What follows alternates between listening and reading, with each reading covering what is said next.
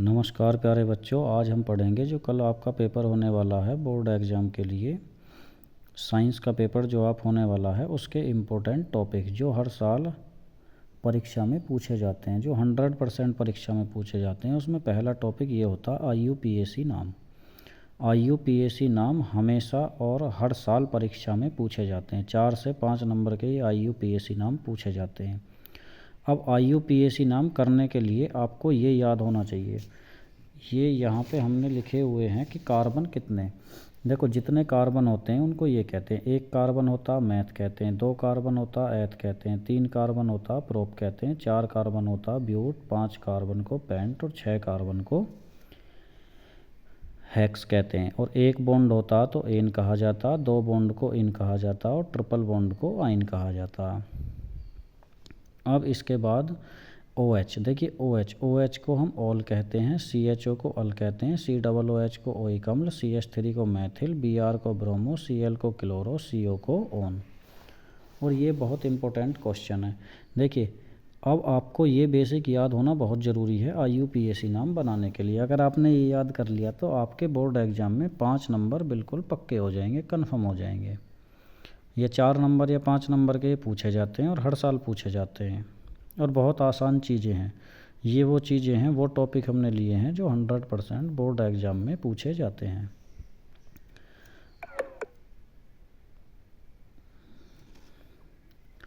अब इसके बाद ये देखिए, ये हमने कुछ IUPAC नाम लिए हैं जो पिछले कुछ सालों में पूछे गए हैं या पिछले कुछ सालों में ये आए हैं। ये वो IUPAC नाम है। अब इसमें सबसे पहला IUPAC नाम है CH3COOH। अब देखिए यहाँ से CH3OH। अब इसमें 1 कार्बन दिया गया, 1 कार्बन को हम कहते हैं मैथ और OH को कहते हैं हम ऑल। तो ये क्या हो जाएगा, CH3OH मैथेनॉल, C2H5OH एथेनॉल, क्योंकि 2 कार्बन है तो eth plus ol is equal to ethanol. CH3CHO, देखिए CH3 1 कार्बन 2 कार्बन, 2 कार्बन को हम कहते हैं एथ और CHO को कहा जाता अल। तो eth plus al is equal to ethanal. CH3CH2CHO propanal. CH3CH double bond CH2 propene. CH3COOH ethanoic अम्ल। CH3COOH प्रोपेनोइक अम्ल। और इसके बाद CH3CO प्रोपेनॉन कहा जाता है इसको। देखिए ये CO जो वर्ड आता है बीच में, इसको हम ऑन कहते हैं और ये हमेशा पीछे लगाया जाता है। तो 1 2 3 कार्बन हो गए तो प्रोपेनॉन। HCHO मैथेनल, क्योंकि इसमें 1 कार्बन है और 1 कार्बन को मैथ कहा जाता है और OH को कहा जाता है ऑल, तो मैथेनल। अब HCOOH, देखिए 1 कार्बन है यहाँ पे और COOH को हम कहते हैं ओइक अम्ल, तो ये हो जाएगा मैथेनोइक अम्ल। CH3C triple bond CH3। तो देखिए 1 2 3 4 कार्बन है, 4 कार्बन को कहा जाता है ब्यूट। और ट्रिपल बॉन्ड को क्या कहा जाता है, आइन। 1 बॉन्ड होता है उसको एन कहते हैं, डबल बॉन्ड होता है उसको इन कहते हैं और ट्रिपल बॉन्ड आता है तो आइन। तो but plus yne is equal to क्या हो जाएगा, ब्यूट आइन। तो ये हो जाएगा। ये वो IUPAC नाम है जो पिछले कुछ सालों में पूछे गए हैं या इनके सबसे ज़्यादा आने की संभावना इस बार बोर्ड एग्ज़ाम में है। जो आपका कल पेपर होगा सबसे ज़्यादा संभावना है कि इन्हीं में से आपको वो IUPAC नाम पूछे जाएंगे। अगर आप इनको तैयार कर लेते हैं तो इससे बाहर शायद कुछ नहीं आएगा, सब कुछ इसी में से आएगा। अब ये CH3Cl, देखो जैसे हम OH CHO COOH को बाद में जोड़ते हैं, अगर यहाँ पे OH जुड़ा होता तो मैथेनॉल हो जाता। अब Cl जुड़ा हुआ है तो Cl Br CH3, इन वर्डों को हम सबसे पहले लिखते हैं। Cl दिया हुआ है, सबसे पहले लिखेंगे क्लोरो और 1 बॉन्ड 1 कार्बन के लिए मैथ, तो मैथेन, क्लोरोमैथेन। ऐसे ही यहाँ पे 2 कार्बन है तो क्लोरोएथेन। ये Br है, Br को ब्रोमो कहते हैं तो ब्रोमोमैथेन, ब्रोमोएथेन। CH3CHOH CH3, तो ये क्या हो जाएगा, 1 2 3, 3 कार्बन है प्रोप। अब देखिए OH अगर बाद में आता तो ये हो जाता प्रोपेनॉल, लेकिन अगर OH बीच में आया है तो फिर इसकी गिनती करेंगे। हम पहले कार्बन लिखेंगे, 3 कार्बन है तो प्रोपेन हो गया, और दूसरे नंबर पर है 1 2, तो ये हो जाएगा 2 ऑल। इसके बाद CH3 CH2 CHOS CH3। इसी तरीके से यहाँ 4 कार्बन है तो ब्यूट हो जाएगा, और दूसरे नंबर पर ऑल है तो 2 ऑल हो जाएगा। CH3 CH2 CO CH3। अब CO को क्या कहते हैं, ऑन कहते हैं, तो इसमें 4 कार्बन है तो ब्यूटेन हो जाएगा और 2 ऑन हो जाएगा। अब इसके बाद इस तरीके से पूछे जाते हैं CH3 CH2 CH2 CH3, और इस Cl नीचे आपको जुड़ा हुआ दिखाई देगा। अब देखिए ये जब नीचे जुड़ा हुआ होता तो इसकी हम गिनती करते हैं, 1 2, दूसरे नंबर पर है तो ये हो जाएगा 2 chloro butane. CH3 CH2 CH double bond O, 1 2 3, देखिए 3 कार्बन है प्रोप होगा, लेकिन ये O जो होता है ये यहाँ पे जुड़ जाता, तो क्या हो जाएगा, ये CHO। CHO को क्या कहते हैं, अल कहते हैं, तो क्या हो जाएगा, प्रोपे नल हो जाएगा। CH3 CH2 C double bond O और OH। अब देखिए यहाँ पे फिर ये O यहाँ जुड़ गया, मैंने क्या बताया, इसको हमेशा यहाँ जोड़ते हैं, तो ये क्या हो जाएगा, ये हो जाएगा COOH। तो पहले कार्बन गिन लीजिए, 1 2 3, 3 कार्बन को प्रोप और इसको ओइक अम्ल, तो क्या हो जाएगा, प्रोपेनोइक अम्ल हो जाएगा ये। CH3 CH2 CH2 CH2 CH3। अब यहाँ से देखिए ये Br जुड़ा हुआ है, Cl जुड़ा हुआ है। सबसे पहले Br को लिखते हैं, नंबरिंग यहाँ से करेंगे 1 2, 2 नंबर पे 2 ब्रोमो, फिर 3 क्लोरो, और इसके बाद हो जाएगा ये पेंटेन। तो ये हमेशा यहाँ से याद रखना है आपको, और ये बोर्ड एग्ज़ाम में सबसे ज़्यादा पूछे जाने वाले IUPAC नाम है। आप एक बार देख लीजिए, स्क्रीनशॉट ले लीजिए, और शायद इस साल भी इन्हीं में से बहुत कुछ आपको पूछा जाना है।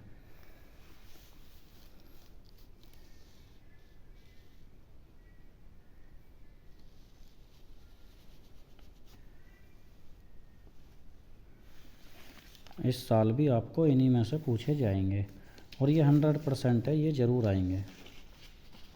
अब इसके बाद बोर्ड एग्ज़ाम में पूछे जाने वाली सबसे इम्पोर्टेंट अभिक्रियाएं।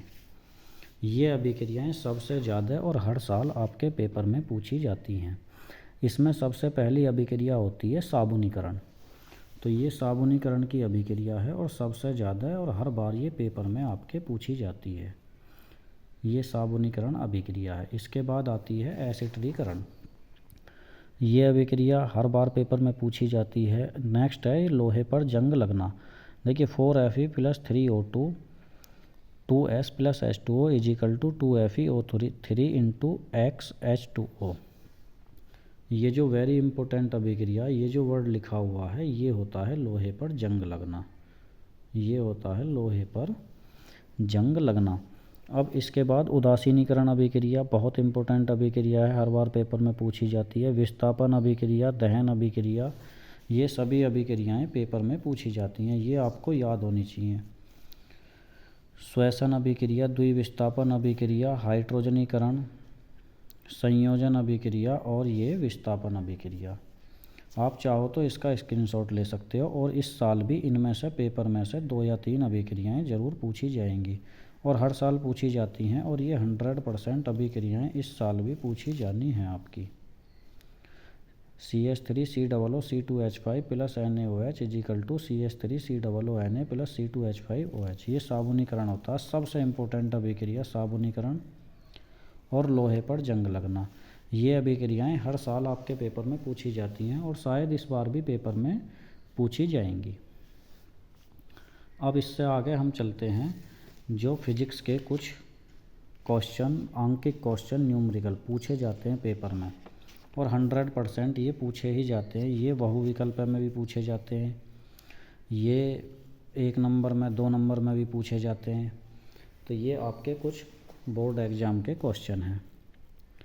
अब ये एक क्वेश्चन है, किसी अवतल लेंस की फोकस दूरी ज्ञात कीजिए जिसकी वस्तु से दूरी 30 सेंटीमीटर है तथा प्रतिबिंब से दूरी 15 सेंटीमीटर है। अब देखिए आपको एक बात तो ये समझ में आनी चाहिए, यहाँ पे लिखा हुआ है ये नोट।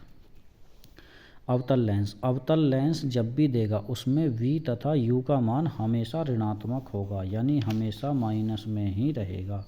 अब इस सवाल में हमें फोकस दूरी ज्ञात करनी है। वस्तु से दूरी u का मान दिया गया है -30, प्रतिबिंब से दूरी 15। अब देखिए अवतल लेंस दिया हुआ है तो u माइनस में होगा -30, v माइनस में होगा -15। और अगर उत्तल लेंस दिया होता तो केवल u का मान हम -30 रखते और v का मान प्लस, वो आगे एक नेक्स्ट क्वेश्चन में आपको बताया जाएगा। अब देखिए लेंस का जो सूत्र होता है वो ये होता है 1/f बराबर 1/v माइनस 1/u। अब यहाँ से 1/f बराबर -1/15। अब ये फॉर्मूले में यहाँ पे माइनस होता है और u का मान है हमारा -30, तो माइनस और माइनस प्लस, प्लस के 1/30। यहाँ पे एलसीएम 30 हो गया और -2 +1। अब -2 में से +1 को घटाएंगे तो -1 और बराबर f बराबर -30 सेंटीमीटर। तो अवतल लेंस जो होता है, अवतल लेंस में सारी ही चीज़ें माइनस में आपसे पूछी जाती हैं। तो ये आपको ध्यान रखना है कि अवतल लेंस में सारी चीज़ें माइनस में होंगी, कोई भी चीज़ आपकी प्लस में नहीं होगी अवतल लेंस में। उत्तल लेंस में केवल u माइनस में होता है। ये क्वेश्चन यहाँ से उत्तल लेंस के लिए है। अब ये क्वेश्चन है, किसी उत्तल लेंस की फोकस दूरी 40 सेंटीमीटर है जिसकी वस्तु से दूरी 20 सेंटीमीटर है, प्रतिबिंब की स्थिति ज्ञात कीजिए। तो देखिए यहाँ पे उत्तल लेंस है, तो उत्तल लेंस का मतलब क्या होता है, उत्तल लेंस में केवल u का मान ऋणात्मक होगा, बाकी सभी के मान प्लस में होंगे। अब यहाँ पे हमें फोकस दूरी दे दी 40 सेंटीमीटर। उत्तल लेंस में फोकस दूरी प्लस में होती है, प्लस में रखेंगे। u बराबर 20 दे दिया तो -20 रखेंगे क्योंकि इसकी वैल्यू माइनस में होती है। प्रतिबिंब v की हमें वैल्यू निकालनी है। लेंस का सूत्र हो गया ये 1/f बराबर 1/40, 1/v, v की वैल्यू हमें निकालनी है। यहाँ पे माइनस था फॉर्मूले में, u की वैल्यू माइनस में है तो माइनस माइनस प्लस हो जाएगा। अब 1/v, हम देखिए इस 20 को जब इधर लेके जाएंगे तो ये माइनस में जाएगा, 1/40 माइनस के 1/20 हो जाएगा ये। अब 1/v बराबर इनका एलसीएम 40 हो जाएगा, 1 - 2 यानी कि -1/40 और v बराबर -40।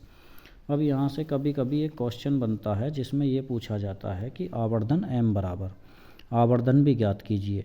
तो आवर्धन m बराबर फॉर्मूला होता -v/u और v का मान हमारा आ गया 40 और u का मान था हमारा 20, तो ये आंसर आवर्धन 2 आ जाएगा। ये हमारा आंसर यहाँ से हो जाएगा। और ये क्वेश्चन भी बोर्ड एग्जाम में बार बार पूछा जाता है।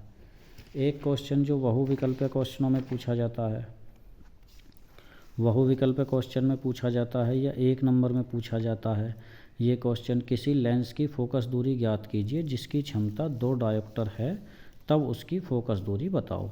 तो ये फोकस दूरी हो गई f बराबर निकालना है हमें, क्षमता को हम कहते हैं p, 2 डायोप्टर।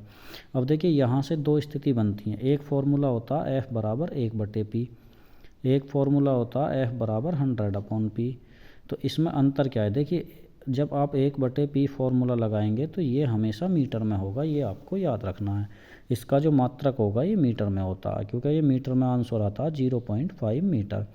यहाँ से आंसर आपने निकाला तो 50 सेंटीमीटर आया। तो ये आंसर जो 100, अगर आप 100 वाला फार्मूला लगा रहे हो तो मात्रक सेंटीमीटर में होगा, 1 वाला फार्मूला लगा रहे हो तो मात्रक मीटर में होगा। ये आपको ध्यान रखना है।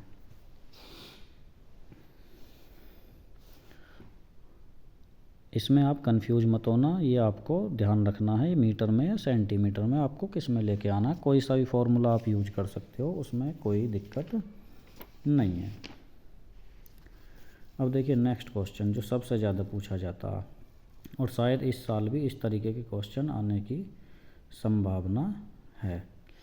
अब ये एक क्वेश्चन है, 2 ओम, 3 ओम, 6 ओम के 3 प्रतिरोध को श्रेणी क्रम तथा समांतर क्रम में जोड़ने पर प्रतिरोध क्या होगा। अब R1 बराबर 2, R2 बराबर 3, R3 बराबर 6।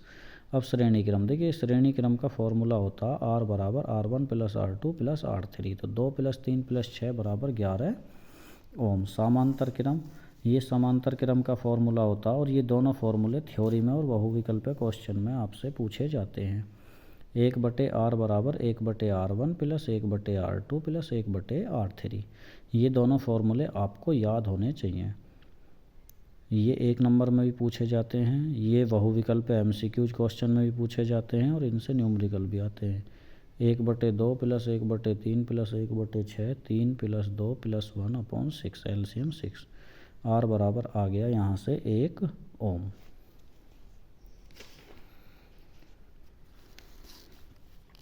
अब देखिए ये सबसे इम्पोर्टेंट क्वेश्चन जो आपके पेपर में पूछा जाता है।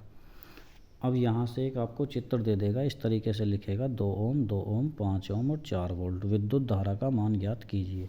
तो देखिए आपको ये बोर्ड एग्जाम की कॉपी पर कैसे करना है। ये 2 ओम, जब भी ये बॉक्स बना होता है इसमें 3 प्रतिरोध हों, 4 हों, 2 हों, ये सभी आपके समांतर क्रम में रहते हैं।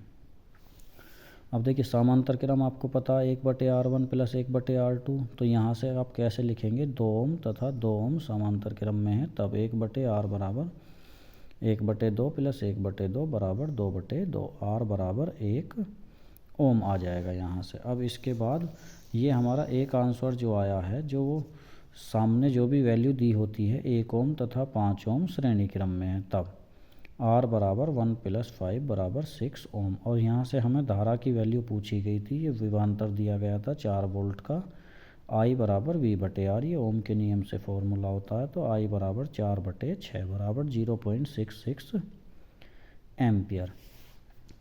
अब कुछ और क्वेश्चन भी यहाँ से फिजिक्स से, आपके भौतिक विज्ञान से पूछे जाते हैं। ये क्वेश्चन इस तरीके के क्वेश्चन कि किसी तार का प्रतिरोध 8 ओम है तथा उसमें बहने वाली धारा 4 एम्पियर है, तो विभवांतर ज्ञात कीजिए।